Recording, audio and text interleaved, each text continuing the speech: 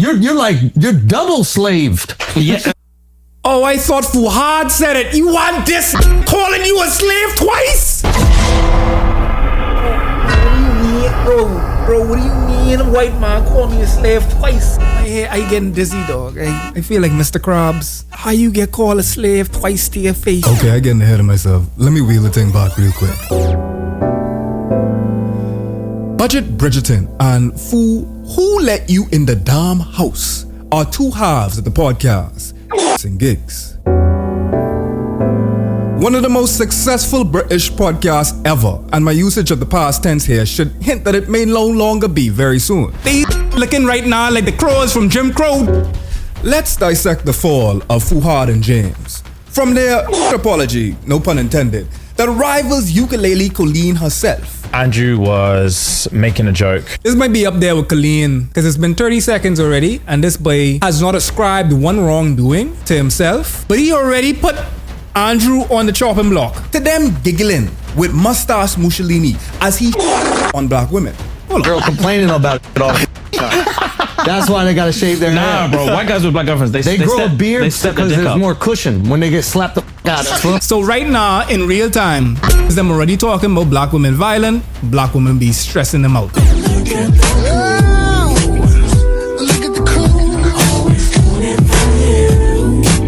Yes, we tackling the industry of humiliating black women on today's Foreign Friday. It's a foreign man in a foreign land. A lot of misogyny has been happening. Real quick, let me glaze the black women and femmes them inside the chat. Lord of His mercy, y'all bad. I can't let this budget Bridgerton say that y'all ain't bad because y'all bad. Y'all badder than Michael Jackson. Eyes be hard enough to cut wood. As soon as I get inside Atlanta airport, that's how bad the girls them is. The bad too. Atlanta so bad that the bad too. Actor that looks like Scar. No, that looks like Scar from Lion King. Y'all niggas won't be him. When I heard that, I ain't gonna lie, my prostate started to get inflamed off of that. I ain't understand how niggas them could even say that. Y'all know how fine people is in Atlanta. Sing gigs, otherwise known as the Budget Bridgerton and his dark-skinned friend Andrew Schultz, this right here with the mustache. The only attention that he need to be getting is on Spank Bang. James is mixed and Fuhad is Nigerian. My Niger man them. Color mine, come get your Niger brother. Fuhad is Nigerian. It seems like he has full Nigerian parents, 2 Nigerian parents, and then your boy Budget Bridgerton is Irish and I think Nigerian. James is Irish and Trini. No. Bruh. Hey, someone call St. Andrewism and tell him get his Trini brethren, because I know that. Let's listen to what your boy had to say on the Schultz podcast. Yeah, so you'll see a guy who's had a black girlfriend, all of a sudden he's got buzz cut, like, clean. Foreshadowing and forewarning, spoiler, but the Bridgerton, they probably don't like dark-skinned gals neither. He on his Chris Brown, did he say no darkies allowed? I might as well tell you. Black girlfriend effect. They have a definition for it. What is the black girlfriend effect? The black girlfriend effect is dressing up your white partners in black aesthetics, including sharp hairline and beard, which have historically been black culture. Honestly, they did it better than I could. And that's what he's talking about right here. I like that. They shave their hair because they start losing it. Because they're so stressed being around this black girl complaining about it. Let me rewind that, because I know this can't just do that so easily, but please date who you want date. But when you all get these dudes, right, you have brethren them getting too comfortable. In 4K, you talking about black y'all stressing who out? I have to rewind to try to wheel it up. They start losing it, because they're so stressed being around this black girl complaining about it all the time. And no man, hold on, I gotta look at that again. Listen, look at it again, right?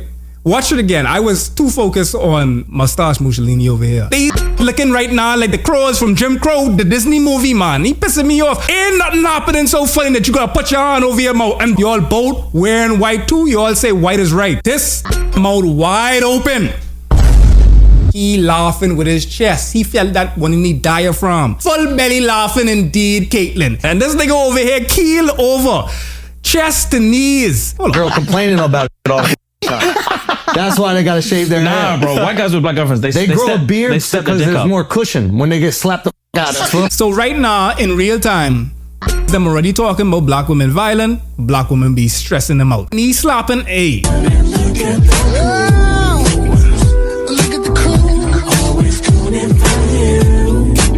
Yes, Lord. That's hilarious. I think the black girlfriend effect, it might be a protective instinct, bro. You think? Protective. Do you guys, have you ever had black girlfriends? All right. You see, even Andrew clock it. Andrew don't even feel like this got any black girlfriends. You understand what I say? God, the ask. The fact that you got asked that. And these look scared. These look like, wait. Us? You think we?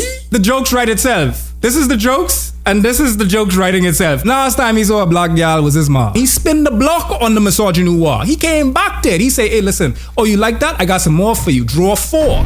The unique experience for black Americans in particular to grow up next to your colonizers, to be born, go to school, and immediately have to reconcile with the fact that these white people are my contemporaries. I have to be in community with them to an extent.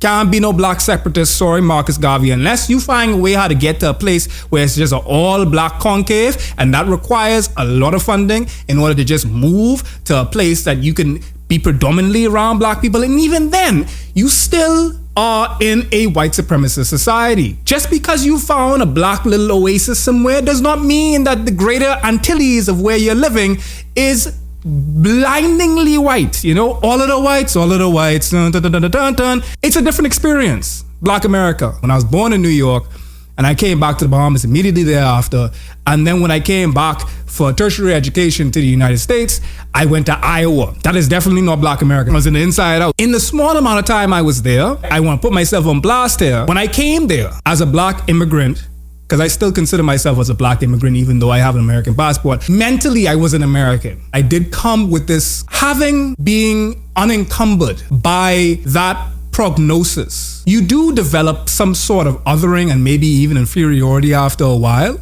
and that begins to weigh on you. I know that because after a while, after being in America for a while, I began to understand that, and I could not take that.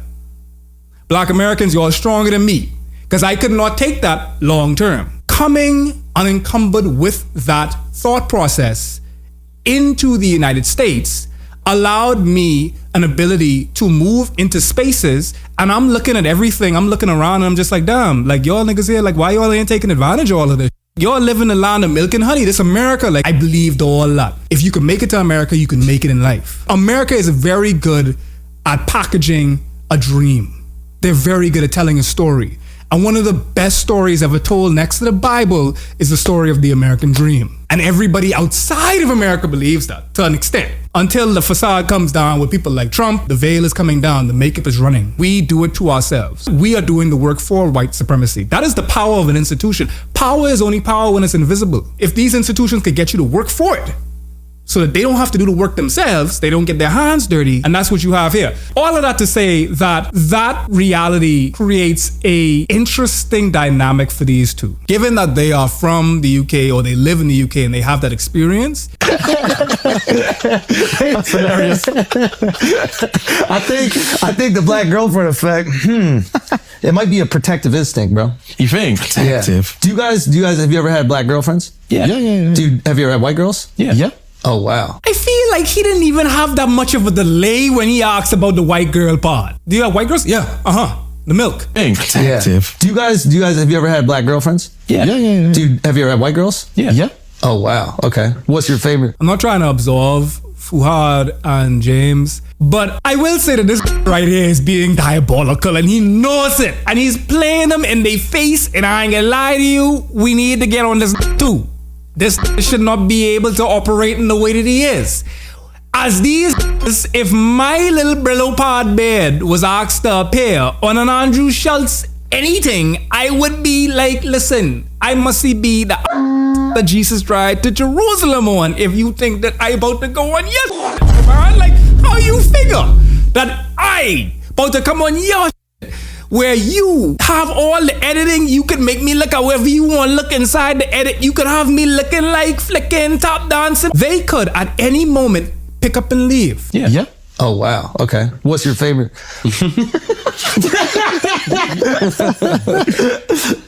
We love them all. Yeah. The silence alone, like he played these real good just now. Oh, really? We love them all. Yeah. That means white. Yeah. And he even calls it out verbatim. Man just says, like, that means white. Because it does. They're both sides. Most of us say mixed, not black. The Americanization of UK culture is making it more normal to call mixed people black. That's interesting to see. I would say that black America is a zeitgeist. So you will get a spillover effect in different cultures, which is really interesting when you consider just how much Black America in particular is treated as a second-rate citizen in every given state. Black American culture just is so overwhelmingly representative of culture itself when in relation to how much Black America is denigrated. That is what. No. Translation. Kendrick fans, got him! Dog knew. Say Kendrick fans got him. Like, dog knows, and they laughing with it. I understand they had every opportunity to ask for particular things from the podcast to be omitted, and they didn't feel as though that comment right here, this little clip right here, they didn't feel as though that it was egregious enough for them to say that could be stricken from the record. We love them all. That's royal English. In times like this, my question is like, who are they protecting? You know what I mean? Because they ain't protecting themselves. They know to an extent there has to be some backlash to a comment like that. They just feel as though that there's something else worth protecting over that. And then the question is, who are they protecting? The white bag, dog. The big white Birkin bag, bro. They know that the white bag is heavy. They probably got the MAGA bag in there. They probably got the casual white bag in there. They got the Asian bag in there. They got all kind of bags, bro. They don't feel like the black bag is worth that much. But they seeing that now because niggas them bleeding subscribers. They hemorrhaging the subscribers' blood. You know, I've learned my lesson now. I'm not gonna switch to the screen where I'm searching it on until I found it, because I've learned my lesson and I have put too many things that should not be up on the stream on the stream. Found it. We did it, chat. I didn't flash any more D on the screen, chat. After the Andrew Schultz podcast thing blew up, people began to go back into the files them and find out if they've said anything else potentially misogynoir adjacent. In Atlanta, I've seen the least baddies so far. Oh, Yeah. thank God we ain't from here. I'm a Texas girl. You ain't offending me none. I'm not gonna get on black women here. I try, and I am very explicit about making this space especially hospitable for black women. As we've seen now, to make sure that people don't feel comfortable doing misogynoir in your proximity, you have to be very intentional about that. You have to quash that as soon as you can, which is the reason why, like, at every given chance, I have made it very unambiguously plain. This ain't no Janae Aiko. This is unambiguously plain that there will be absolutely no disparaging of black women. That being said, this pick-me spirit we need to exercise away from us. Thank you, Softy in it. Softy said it before I cut blood. And this goes for every marginalized community. You can't think that you being the exemption right now means that you's a preference right now or at all.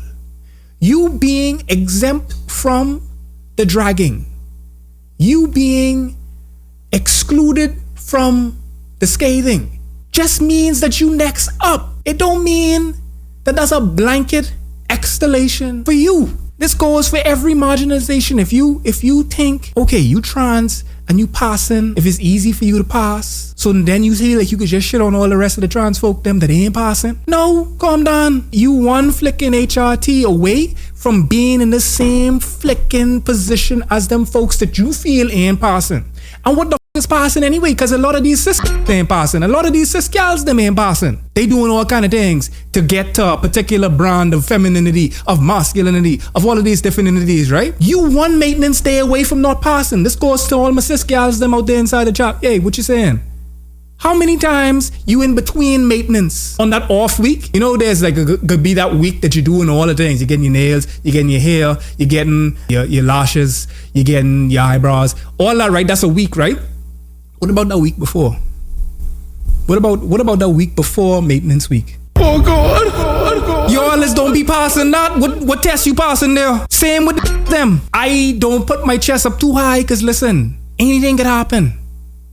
This goes for the able-bodied folk them too. You taking pride in the things that you might have been gifted by the Lord them or whatever you believe in and everything like that. You feel like, okay, because like you in this particular vehicle that you call a body, that mean that you more privileged or you more better. Listen, you could go walk outside today, something fall on you and you are now in a different class. Yes, Lord. All of us sitting here today are but one thing happening, one tragedy happening to us. All of us sitting here today are this close becoming a part of the marginal class of disabled. It's what you do with that privilege, right? These are beautiful black women right here, right? What they're leveraging that beauty with is to revel in the fact that they are exempt from whatever gig going on today. You see, they ain't like you see. We've still got a couple days. Maybe we'll find out. But yeah. I see like 2 or 3. Hey, but what is y'all's type though? Bad is the type. Okay, good. So what makes a girl bad? Okay, good. So they're getting back to it. I don't drag no individuals. I drag institutions. We are agents of institutions of bigotry. Black women engaging in femininity policing has to be one of the most disheartening consequences of patriarchal politics. And that's exactly what it is. I be using my cake for good. I be getting the click on the thumbnail for cake. But what they end up getting is commentary. It varies though. It matters how you own it. It can be like a skinny girl who wears the out of being a skinny girl. And then you got a thick thing who just owns the shit out of being a thick thing. It's bad, it's bad, it's bad. That's a PR answer. A PR answer? They're all beautiful if you have... I'm not saying everyone's beautiful. I just told you Atlanta's clap. Funny about Atlanta though, Atlanta has a lot of transplants. So a lot of the... When I saw them say transplants, I ain't gonna lie. Like I thought that they was about to go on transphobia rant right there and I was just be like, Lord, please don't do it. And I feel like they know, they know that transplant have a particular ring tag. Because even this right here looking like, especially keeping in mind, this is Atlanta, majority black. But also Atlanta is a queer mecca too. Anyway, when they eventually saw that they were getting dragged like a dead dog on the side of the road, they decided to issue an apology. And we about to watch this and cringe in real time, y'all. So strap in. So if you know, you know. If you don't, that's fine. But we just wanted to address something that's happening at the minute. Not something that you did, something that's happening. Yeah. This past weekend, there's been a couple of clips going around from when we did a session on the Flagrant podcast while we were on our US tour. And there were a few jokes made that were incredibly inappropriate. One specific. He doing so much to like distance himself from the thing to make sure that he have as much space in between what he did and him right now. Watch them, man. Watch them, man. Bro, one specifically pertaining to black women. Yep. And in the clip, Andrew was making a joke. This might be up there with Colleen with the ukulele. This might be up there with Colleen. Because it's been 30 seconds already, and this boy has not ascribed one wrongdoing to himself, but he already put Andrew on the chopping block. What the dog doing? Like, I have a written on my forehead. Y'all take the black women in your audience for yam heads, thinking that you could go up on Schultz them podcast, say the things them, maintain your audience, and still maintain the black women. They probably have a sizable black female audience. Black women FMs watching this. This is a great example and a great opportunity to look at how anti-blackness matures and manifests across the world. It's a opportunity to acknowledge the fact that the bigot stem was in their bag. When they made white supremacy, the bigot stem was in their bag. The bigot stem was in their bag. They had a huge black female following. They recently did an arena gig in London, you see? I'm not even going to get into specifics. Making a, frankly, racist joke. Yeah. And we were laughing at it. And so, hold on. Let me wheel this back. This is great. To black women. Yep. And in the clip, Andrew was making a joke. I'm not even going to get into specifics. Making a, frankly, racist joke. These is taken home between, I want to say 23 to 50K, 23 to 50 something K per month off of ad revenue on YouTube. That's barring Patreon, because they do have a booming Patreon, right? Yeah, I pocket watching. Yeah, I up in these pocket like lint, okay? And let me tell you, these carrying home a nice little bag. They probably getting some sponsorship deals and their Patreon is booming. You mean to tell me that y'all couldn't even hire a PR person to help y'all with an apology video? Y'all spending y'all money to go to Essex and Sussex and chill with the milk them? Y'all is be hanging with the milk, with the lip fillers. And this really is giving Fiverr management crisis for real, Tiffany. For real, boy. Like, oh. And we were laughing at it. And to give, there's first of all, before we get into like specifics or anything like that, obviously there's just literally no excuse. There is no excuse. Agreed. But you making all kind of excuses. Excuses, Bridgerton. Fight or flight is a real thing. Like it is, yeah. Fight or flight is a real thing, and it's so not easy to say, but when you're in those situations, you look at. See, acting like he come face to face with a black bear. You are in an air-conditioned set. The only heat that you have on you is these studio lights to make you look even lighter than you already are and to brighten up the fact that Fuhad could fade into the background if they didn't have them lights to pop out. They probably had a hair light on Fuhad to distinguish him from the backdrop. You talking about you in fight or flight because this white dude with a Ron Jeremy mustache, one look like a fake Noah Sampson, got you sweating. Meanwhile, dog, knees crossed, foot up on the table. He knees so crossed you could see his socks. Lord of his mercy. This was comfortable eating you up. Had you on your back foot. Had you on your heels. And you talking about fight or flight. I wouldn't even flick and admit that. The first thing you would see me on is my African tour.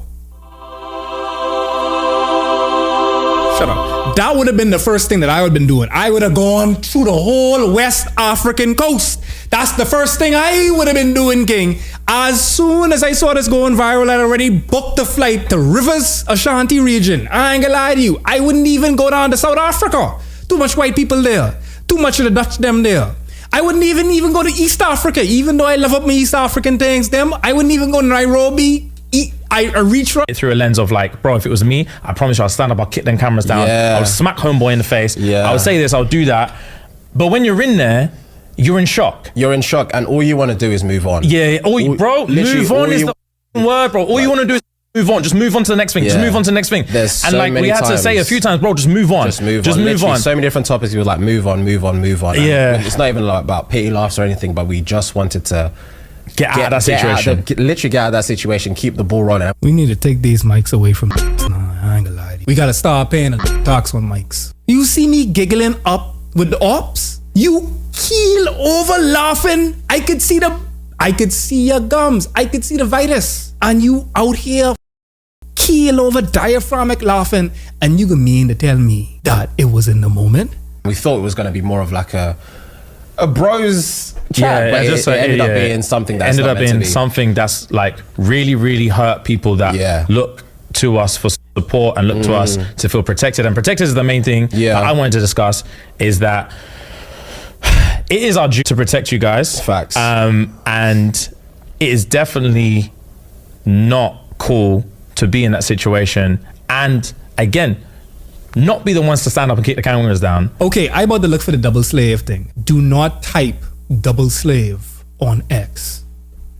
I'm gonna leave it there. Cause these posting on X, they are not saved. FBI, open up! Do not type that in. Yeah, so I'm saying that. I mean, he called James a double slave to his face for being both black and Irish. So they can't even say the disrespect was covert. They're Fuhad. And what do you think Americans would pronounce it? Yes. Yeah, like even put the Arab in it for a reason. I have to be respectful, bro. I have to be respectful. It's my Igbo brother right here. I'm Yoruba, actually. I knew he was Yoruba. He's like, okay, a lot is going on, actually. Hold on. Let me just scroll it back. I think this is it, though. I feel like they're going to say it. There's a British way to pronounce your name and an American way. Tell me how you pronounce it. Here, I think it would be Fuhad. No. They're Fuhad. Fuhad. And what do you think Americans would pronounce it? Yes. Yeah, like even put the Arab in there for a reason. Where'd you link I have to be respectful. I have to be respectful. It's my Igbo brother right here. I'm Yoruba actually. I knew he was Yoruba. He's like 50-50. No. It was three. What is it? Yoruba, Igbo, and then Hausa. Yeah. What's the one? Who are the smart ones? Bro, hold on, man. Okay, too much is going on. My ADHD brain. Hold on. Mini Moon Pie. I think this is enough. I feel like they're gonna say it here, but like I need to concentrate because this just asks which tribe is the dumb ones. I don't think that we're getting on this enough. Hold on. There's a British way to pronounce your name and an American way. Tell me how. It's really killing me how how this gal is just sitting there with a bonnet on, just looking in absolute disgust. You pronounce it. Here, I think it would be Fuhad. No. They're Fuhad. Fuhad. And what do you think Americans would pronounce it? Yes. Yeah, like even put the Arab in there for a reason. I have to be respectful, bro. I have to be respectful. It's my Igbo brother right here. I'm Yoruba actually. I knew he was Yoruba. He's like 50-50. It was three. What is it? Yoruba, Igbo, and then Hausa. Yeah. What's the one? Yeah, so like this is a white man that has been probably left the United States once. Who are the smart ones? I would say Yorubas. Nigga, answer for real. I thought you was joking. Stop the cap. I want to die, man. Listen, there's got to be better than this. Chat, there's got to be better than this. And then who are like the conniving ones? Bro, what? How you let blood? No, man. That's like me being on Hassan's stream and Hassan asks me, hey, those Haitians eating dogs though. What do you think about that? And then me saying, yeah, dog, they really be like mincing them up. Like that's what this is, blood. Ranked competitive racism. If he answers this, honest to God, like y'all need to come find this man. The smart ones. I would say Yorubas. And then who are like the conniving ones?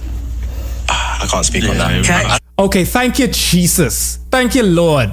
At least he knows this much. I like how they had to use like the next camera too to show this. I can't speak on that. Yoruba is smartest, and then that's all you need to know. That's right. Yoruba is like we're educated. We're going to school. The Hausa are the lazy ones, according to you. And Andrew couldn't have left that building. Andrew had the whole couple.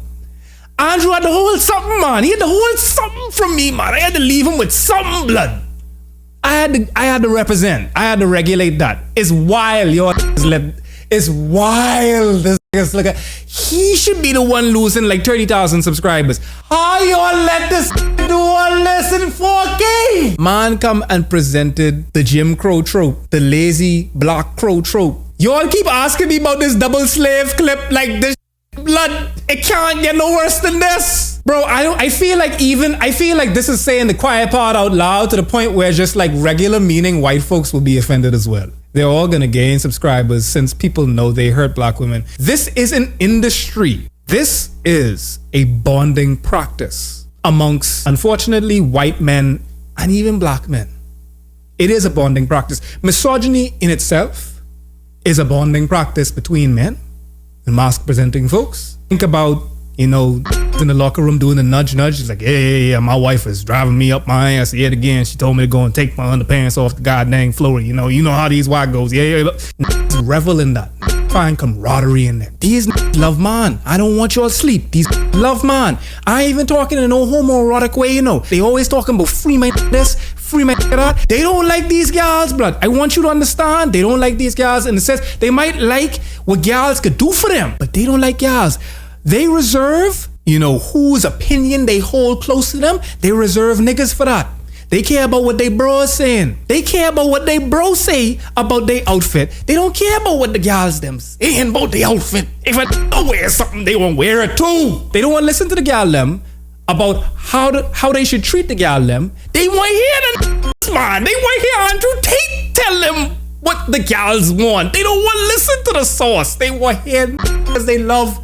Man, it is a bonding practice. And unfortunately, misogynoir in particular, even more so than misogyny, is an adhesive, is the crazy glue. Industrial level adhesive of bonding between men. No matter the race, unfortunately. And what Fuhad and Budget Bridgerton feel as though they are accessing, they feel like they one of the good ones by disparaging the black women them, like the black women them. You have to understand this is exactly what Tyler Perry them is do. You have to understand that this is exactly what every rap song from Too Short to Snoop Doggy Dogg, Gin and Juice. It ain't no fun if the homies can't have none. This is a bonding practice. There's no truth to this at all. What is the stereotype? We're just speaking about like stereotypes. I would say stereotypically Nigerians as a whole are scammers. Can I tell you? I wouldn't break it I've down. said this before. What my dad told me one time, and this was so like. I didn't realize that a whole Indian was on the stream actually. Oh, misogynoir matinee. Specific, I didn't even think it was racist. He goes, let me tell you the two people you don't do business with ever. Nigerians and Ismailis. What the What is this podcast? My boy just chimed in to add to the racism blood. Like, bro, what? He didn't say black people and Muslims. He said Nigerians and Ismail, which is like the smallest sect of Islam. He was like, never trust them as far as you can throw them. I was like, what's going on? This is so specific. I'm going to choose to believe it. Why do Nigerians have that reputation? And he keep going back, bro. He keep going back. He said, no. We can stay here. We can stay right here. This is not an uncomfortable topic. We can stay right here. A little scam shit? I just thought they need money, man. They're the sixth populous country in the world, man. There's too many of them. There's way too many of them. And there's not enough funds going around. But does that same rep hit Britain as well, or no? Not as much as here. Nowhere near as much as here, but I would say... Why do we have it? I would say it's like attribute. Because we're Nigerian, it's just... It's going to follow us. We fall for the scam. Yeah, facts. The UK are switched up. We're switched on. Yeah. We're acclimatized. We were scamming in the 90s. We fell for it. So we're not like, they're bad people. We're taking advantage of us. Oh, that's a good ass point. Shit. Yo, here's a question. Are there black people in the UK that are just black people? You'll find this dude from, man. Meaning? Like, you're African, you're Nigerian. Everybody leads with the ethnicity. You are nationalities before you are a race. Yeah. Typically. Like, you know, in America, we got black people. Yeah. But you would never say I'm black first, right? Oh, God. Ain't no way. Ain't no way. Ain't no way. Ain't no way. Ain't no way. It keeps getting worse, bro. It just keeps getting worse, bro. Every time where I think, I say, surely it gotta stop. Eyes be like, please take it out. It hurt. Y'all need to stop making up white people, dog. Like, y'all is be finding these white people. They is be doing whatever they doing. They be doing they Duck Dynasty thing, and y'all is put them in front of microphones, man. Stop the cap. Y'all need to stop. Y'all like give the Hawk Tag, y'all, a whole flicking podcast. You know, the type of thing she can say on that. It can't get no worse than this, though, Moon Pie. It can't get no worse than this, Sailor Moon. It can't get no worse than that. Maya, you come at the wrong time. Bro, that's like sticking your dick in a sea urchin, dog. I mean, you be like, I'm Nigerian. No, I said black. Oh, really? Yeah. Okay. Alright.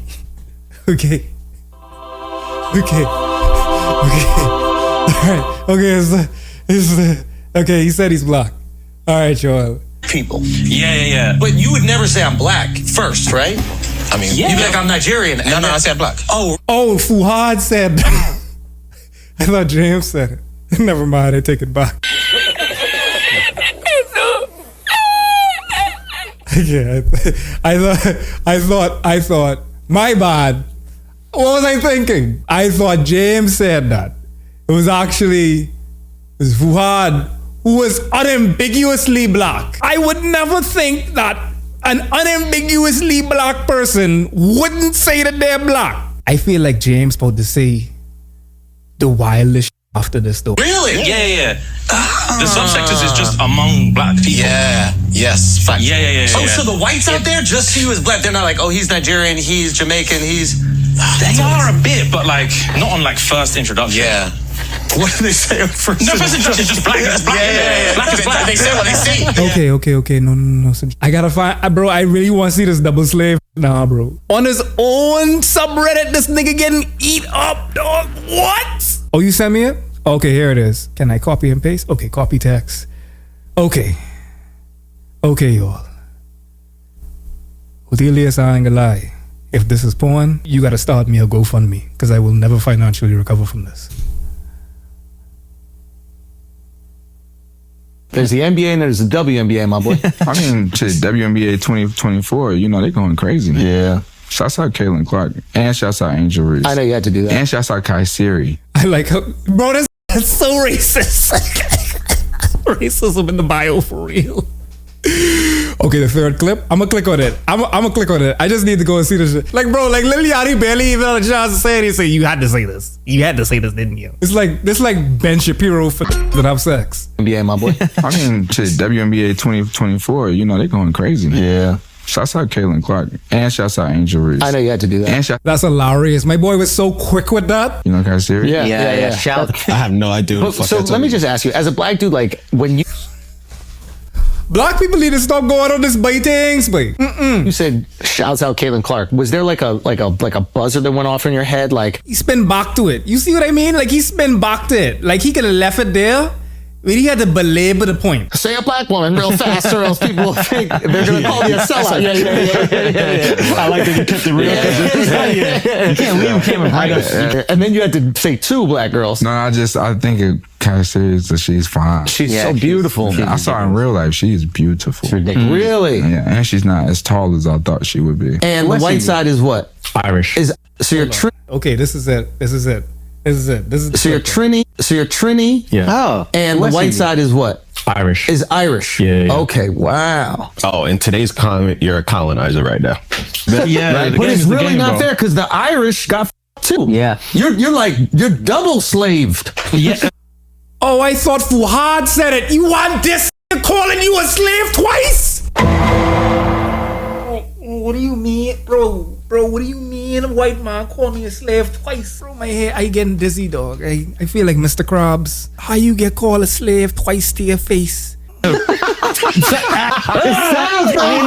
sounds insane. It does sound insane, but it is Mathematically, factually though. true. Mathematically speaking. Give me potatoes. There's potato slaves. Yeah. Fuck's sake.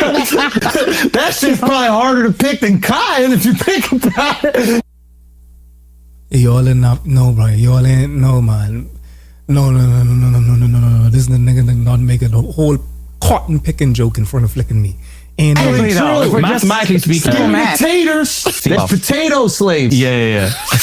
Fuck's sake. That shit's probably harder to pick than cotton if you pick about it. As much as like Fuhad and the Budget Bridgerton essentially created fostered an environment where this type of chicanery could thrive. I really truly believe we need to collectively organize against Andrew Schultz. We need to stage some sit-ins and make sure that this don't get in front of a mic ever again. We need to, like, I trying to be very careful because legal, but like, dog, there ain't no way that this says things like this and does not have absolutely any type of real repercussion. There's just no way, bro. There's just no way. I can't sleep at night knowing that I live in a world where this with this ashy mustache, flicking cartoon villain twirling his mustache, looking like the boy with the giggling dog. There's just no way.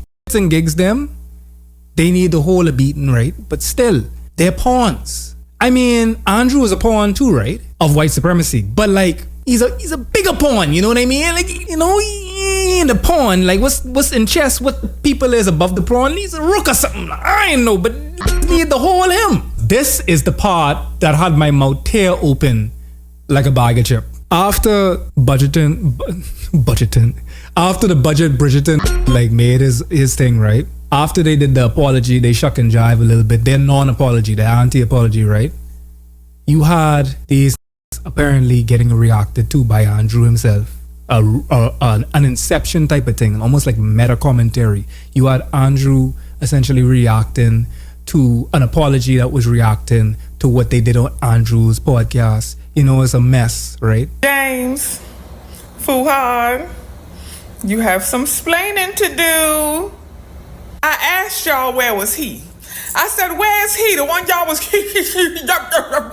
for. Where's he? And baby, he done finally came out and spoke about all of the controversy and everything y'all going through. And you know what he did? He laughed. They talked about the whole controversy for about 20 minutes total, and they really spent like the first 5 minutes making super racist jokes between Andrew and Akash, who's Indian, and they was like going back and forth with stereotypes and prejudices, trying to prove that this is what we do. We can take the jokes. And then they spent about the next 10 minutes analyzing y'all apology and laughing at you. They laughed at you. Look at how sad he is over on the left. Real thing. Like it is, yeah. Fight or flight is a real thing, and He is. so Do you see how? We should go back. We should go back because he's going through it right now. Look how he practiced this. I'm gonna pick my skin on my finger. Guys. No. I need you to watch it. Look, he bite his bottom lip. He laughed at you. Him and his little friends sat around and they laughed at your apology. They mocked y'all apology. They laughed at your response. And you know why they laughed at your response? Because Andrew done told on y'all. He done spilled the little of the tea and how inauthentic your apology actually was. Why? Because guess what? You know what's mad funny about this? Is that they had shit that they asked to take out the episode. You know what they didn't ask to take out? Your racist slander. Why is your nose twitching? They had shit. Their producer, or whatever, was like, "Hey, we really think these have a whole producer. These have a whole producer. That's inappropriate. We like to take that out. That's very uncomfortable." Their fight and flight instinct really kicked in after the power down. But with that joke about the black women, nothing really seemed. The fight or flight wasn't really there. Your delivery was too good. I think maybe they were seduced by the delivery. Yeah, I like them. I feel bad they're going through this, but you don't got to protect anybody. That's what I would say. So you mean to tell me y'all had the opportunity to delete the part that made you so uncomfortable, the part that made you fight or flight? You had the opportunity to ask for that to be edited out, and you didn't. Why? Because this was a genuine laugh. Y'all really got a good little kiki. Y'all didn't see no problems with that moment in the moment. Just stand on business. Budget Bridgerton and fool whoever the hell let you inside the house are merely cogs in the machine of misogyny.